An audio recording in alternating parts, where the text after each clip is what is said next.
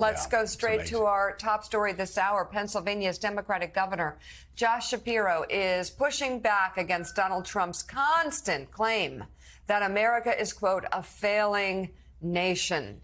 In an interview on MSNBC last night, Shapiro, who is a Biden campaign surrogate, had this blunt response to the former president's attacks.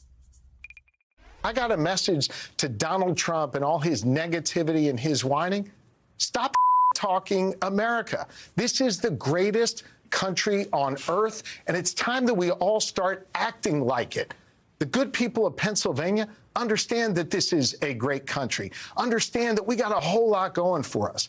And now it's time for us to continue this path of progress that Joe Biden has laid out and not go back to a negative time, not listen to the whining of the former president. I mean, it's something Claire McCaskill I talk about all the time. And I think Democrats have such a great opening here because Donald Trump and his acolytes are always trashing the U.S. military. They're always trashing the U.S. economy. They're always trashing our country, the institutions of our country. Our economy is stronger than it has been in a very long time relative to the rest of the world, probably in over a generation. We are the envy of the world. Every other country would do anything to have our economy right now. I mean, $26 trillion every year in GDP compared to, China's 18 or 19 trillion, Russia's 1.4, 1.5 trillion.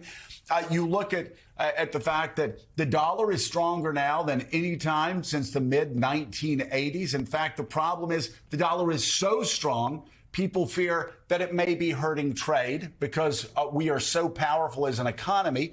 The Dow hitting 40,000. You could go down the list. Same thing with the military. Donald Trump is always trashing the military. You have people like Tuberville, Republican senators constantly saying that our military is weak and woke. Biggest lie.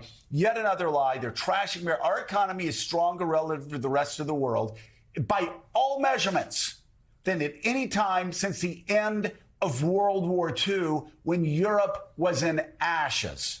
There's no comparison. You have to go back to the end of World War II to find a time when our military was stronger relative to the rest of the world than it is today.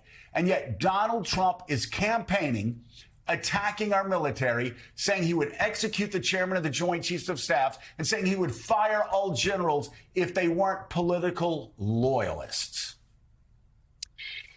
Yeah, this campaign has to be a campaign of contrast. And maybe the biggest contrast is the way these two men present themselves as leaders. And let's not kid ourselves. These people that are traveling all over the country, driving hours to watch Donald Trump perform. There are so many. He even referenced one of them at his Bake Fest over the weekend, his shark speech, that go to multiple of these rallies. They come for one thing. They want to see him give the finger to America, the middle finger. They want to see him attack anything that is an institution in this country, our military, our elected officials, our rule of law, our judges, our law enforcement personnel, anything, the Constitution. It's all about grievance. It's all about negativity. It's all about attacking America and how we stink and how America sucks. And isn't it great the way he says it? And doesn't it make you feel that somebody sees your anger? And then contrast that with Joe Biden. I mean, talk about contrast. I mean, there's him giving the weirdest of weird shark speeches, and there's Joe Biden at a sacred place talking about how America stands up to tyranny, how America will always fight for freedom, how America is so proud of those who gave their lives for a greater cause than even our own country, and that is democracy and freedom across the world. It is such a contrast, and I actually believe those undecided voters, that is going to break through, and it won't be a big margin, but it'll be enough to put normalcy and integrity back into the White House as opposed to that chaotic mess on the other side. Jonathan, this always has been at the core of Donald Trump's argument back to 2015 and 2016, and now again this time around, that the country lies in ruins and he alone can fix it. He can ride in and save the country. The problem with his argument right now is data, statistics, the way people look around and feel about the country. Inflation is too high. We all see that. We all know that. But if you look at that BAFO jobs number again on Friday, unemployment at 50-year lows, all the economic data we talk about.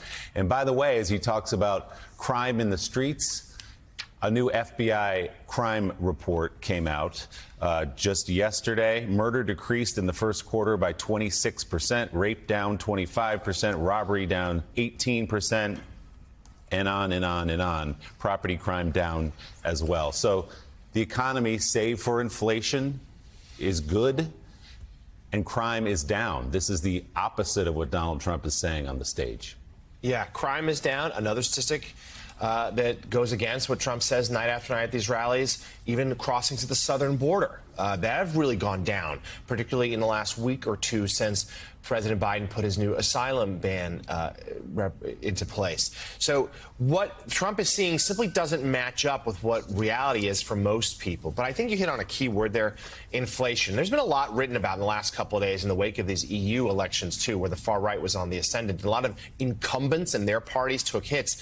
Just how big of a role inflation is globally.